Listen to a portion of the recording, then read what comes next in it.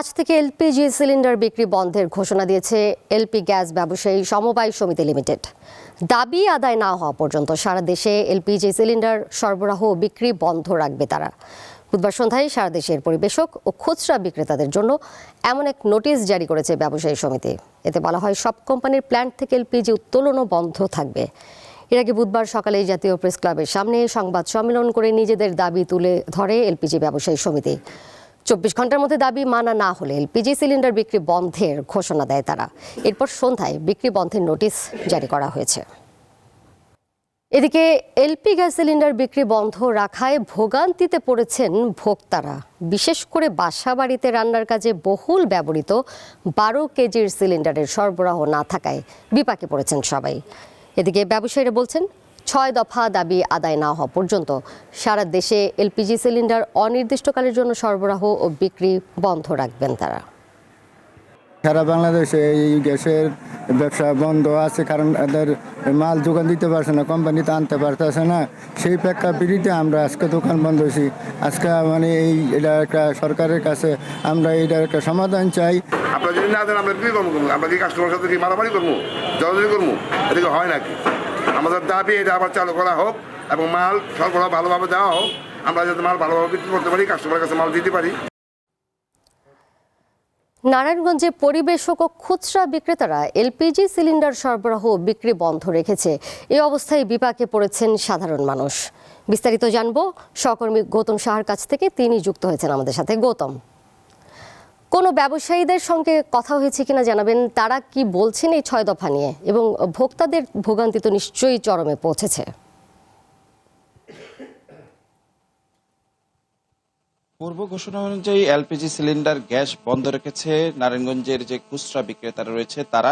আমরা যে বিষয়টি দেখেছি, সকাল থেকে নারায়ণগঞ্জের বিভিন্ন প্রান্তে যে দোকানগুলো রয়েছে তারা কিন্তু শাটার বন্ধ করে রেখেছে এবং দোকানের সামনে যে বিষয়টি দেখেছি, ক্রেতারা কিন্তু ভিড় করছেন সিলিন্ডার গ্যাসের জন্য। যারা বাসাবাড়িতে রান্না করেন সিলিন্ডার গ্যাস দিয়ে, তারা এই গ্যাসের জন্য বের করছে। এছাড়া দোকানগুলোতে রয়েছে যেগুলো যে দোকানগুলো রয়েছেন, হোটেলগুলো রয়েছেন, তারা কিন্তু সিলিন্ডার ব্যবহার করেন। তারাও কিন্তু এসে, যেহেতু বন্ধ রয়েছেন, অনেকে জানেন না যে বন্ধের বিষয়টি, এবং এসে কিন্তু তারা কিন্তু সিলিন্ডার গ্যাসের জন্য এখানে জমায়েত হচ্ছেন এবং তারা কিন্তু যে বিষয়টি দেখেছেন অনেকটা ভোগান্তি পোহাতে হচ্ছেন, যে বিষয়টি জানিয়েছেন সাধারণ জনগণ। এবং সেই সাথে আমরা কথা বলেছি এখানকার খুচরা বিক্রেতাদের সাথে। তারা যে বিষয়টি জানিয়েছেন, পূর্ব ঘোষণা অনুযায়ী আজ যে এলপিজি ব্যবসায়ী সমবায় সমিতি রয়েছে তারা যে এর আগে ঘোষণা দিয়েছেন আজকে থেকে যে গ্যাস সরবরাহ এবং বিক্রি বন্ধ করা হবে, সেই তথ্যের অনুযায়ী তারা কিন্তু আজ বন্ধ রেখেছেন। তবে তারা যে বিষয়টি গ্রাহকদের সাথে একত্রতা প্রকাশ করে যে বিষয়টি দাবি জানিয়েছেন, তারা জানিয়েছেন এটি চালু করা হোক এবং সরবরাহ বৃদ্ধি করা হোক।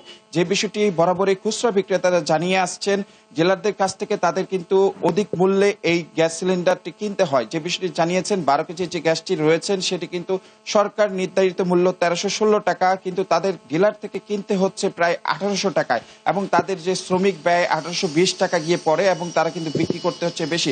যার কারণে ভোক্তাদের সাথে কিন্তু খুচরা বিক্রেতাদের সাথে এক ধরনের কিন্তু বাকবিতণ্ডা তৈরি হচ্ছে। এবং সেই সাথে যে বিষয়টি ভোক্তারা যে বিষয়টি দাবি জানিয়েছেন, যে মূল্যের যে সমন্বয় করা এবং মূল্য নির্ধারণ করা, এবং যে গ্রাহকদের প্রয়োজন অনুযায়ী যে নির্ধারণ মূল্য রাখা, এবং খুচরা বিক্রেতারা সেই বিষয়টি জানিয়েছেন যে স্বাভাবিক মূল্য রাখার যে দাবিটি কিন্তু খুচরা বিক্রেতা জানিয়েছেন। তারা যে বিষয়টি জানিয়েছেন, ভোক্তাদের মতো তারাও কিন্তু ভোগান্তিতে পড়ছেন। তারাও সেই বিষয়টি যে প্রতিবাদ জানিয়েছেন যে সারা দেশে যে অভিযান এবং যে জরিমানা করা হচ্ছে সেটা যাতে বন্ধ করা হয়। এবং তা আমরা যে বিষয়টি জেনেছি, তারা কমিশন বন্ধ এবং জরিমানা বন্ধ এবং সেই সাথে মূল্য সমন্বয় সহ 6 দফা দাবিতে কিন্তু তারা কিন্তু যে আজকে কিন্তু তারা কর্মবিরতি দিয়েছেন। গ্যাস সরবরাহ এবং গ্যাস বিক্রি কিন্তু বন্ধ রেখেছেন। এবং জেলা জুড়ে যে বিষয়টি দেখেছি, এই ক্ষেত্রে ভোগান্তিতে পড়েছেন বাসাবাড়ির যারা গৃহিণী রয়েছেন তারা, সেই সাথে হোটেলের যারা রয়েছেন তারা।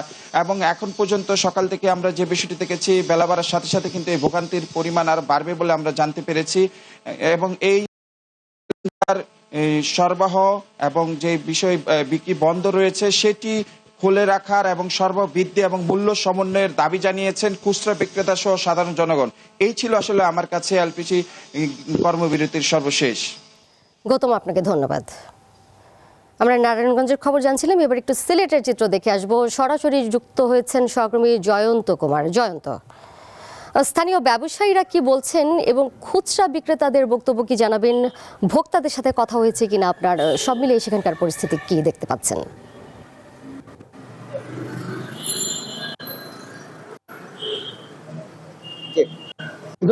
ঠিক এই মুহূর্তে আমি আছি সিলেট নগরীর একটি যে এলপিজি গ্যাস ব্যবসায়ী যারা একটি ডিলারের সামনে আছে। এখান থেকে আসলে এলপিজি গ্যাসগুলো সিলেট নগরীর বিভিন্ন জায়গায় সরবরাহ করা হয় এবং জানিয়ে রাখতে চাই এলপিজি গ্যাস ব্যবসায়ীরা কিন্তু আজকে তাদের দোকানপাট বন্ধ রেখেছে, তারা কিন্তু আজকে করছে না। ফলে মহানগরীর যারা আছেন গ্যাস যারা ব্যবহার করেন তারা কিন্তু ভোগান্তিতে পড়েছে এবং জানিয়ে রাখতে চাই যারা পরিবেশ এবং ব্যবসায়ী তারা কিন্তু আজকে বন্ধ রেখেছে। আমরা দেখেছি গতকাল জাতীয় প্রেস ক্লাবের সামনে যে সংবাদ সম্মেলন হয়েছে সেখানে কিন্তু ব্যবসায়ী জানিয়ে দিয়েছেন 24 ঘন্টার মধ্যে তাদের যে 6 দফা দাবি আছে সেই দাবি না মানলে কিন্তু তারা এই দোকানপাট খুলবে না, বন্ধ রাখবে এবং এটি আসলে হয়েছে। ফলে সিলেট নগরীতে কিন্তু যারা প্রতিদিন সকাল থেকে আসলে গ্যাসের ব্যবহার করে তারা কিন্তু ভোগান্তিতে পড়েছে এবং যারা ব্যবসায়ী আছে তাদের সাথে আমরা কথা বলেছি, তারা বলছেন যে প্রশাসনের পক্ষ থেকে যে অভিযান পরিচালনা করা হয়, জরিমানা করা হয় এইটি বন্ধ করতে এবং বিআইআরসি যে নতুন করে মূল্য সংযোজন করেছেন সেটি ব্যবসায়ীদের সাথে সমন্বয় না করে করা হয়েছে। ফলে কিন্তু তারা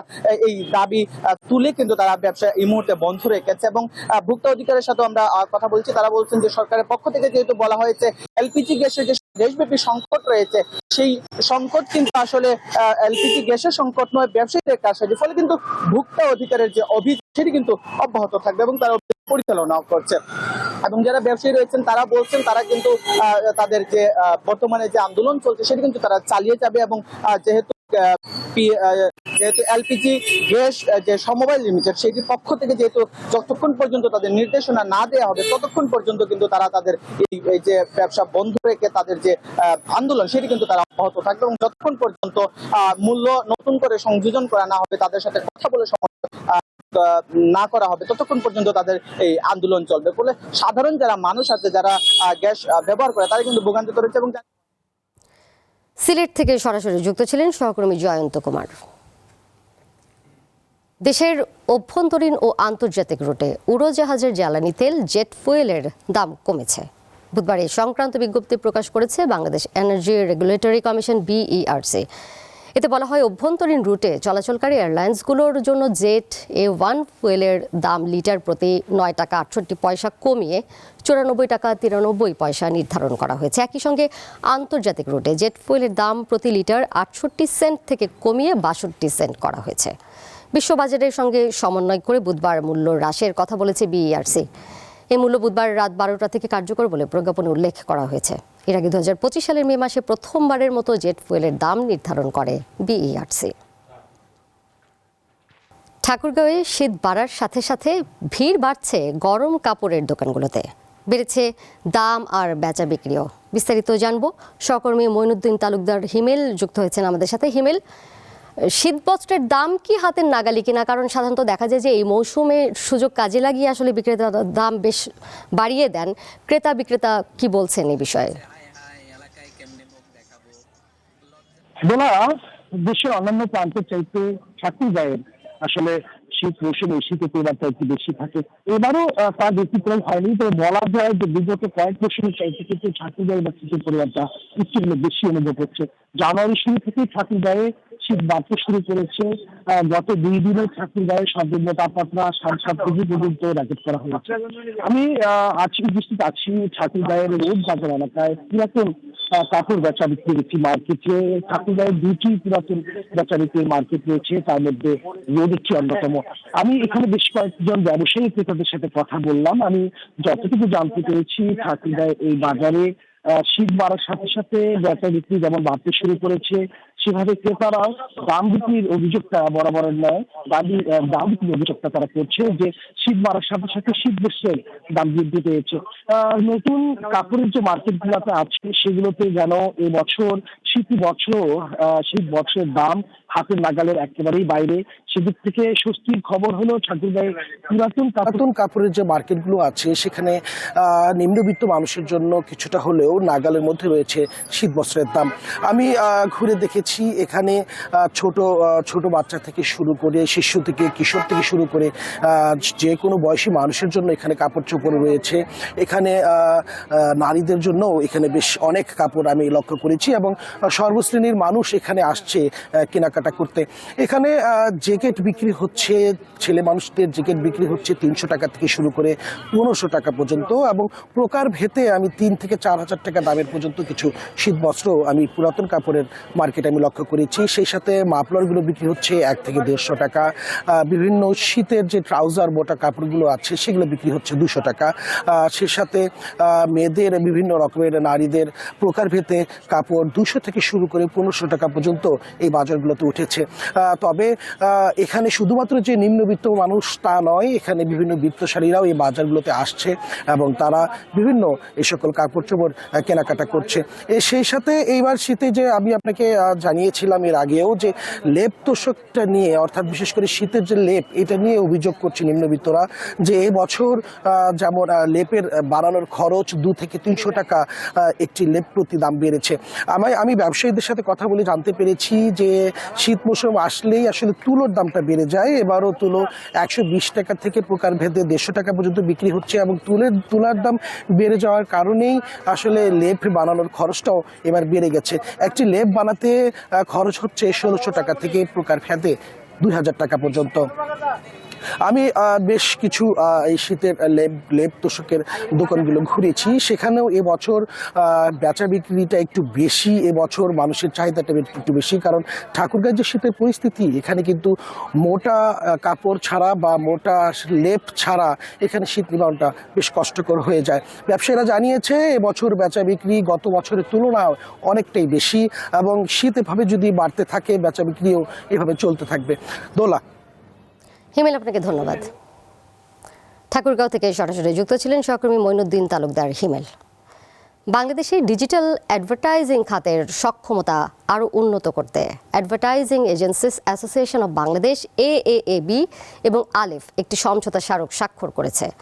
বাংলাদেশে গুগল ও টিকটক সহ বিভিন্ন বৈশ্বিক ডিজিটাল প্ল্যাটফর্মের অথরাইজড কমার্শিয়াল পার্টনার হিসেবে কাজ করছে আলিফ। রাজধানীতে অনাড়ম্বর এক অনুষ্ঠানে উভয় প্রতিষ্ঠানের সিনিয়র প্রতিনিধিদের উপস্থিতিতে এই সমঝোতা স্মারক স্বাক্ষরিত হয়। এর মাধ্যমে দেশের ডিজিটাল অ্যাডভার্টাইজিং ইকোসিস্টেমকে শক্তিশালী করার লক্ষ্যে স্ট্রাকচার, ট্রেনিং, এথিক্যাল স্ট্যান্ডার্ড অনুসরণ, লিডারশিপ ডেভেলপমেন্ট এবং স্থানীয় এজেন্সিগুলোর জন্য গ্লোবাল এক্সপোজার নিশ্চিত করা হবে।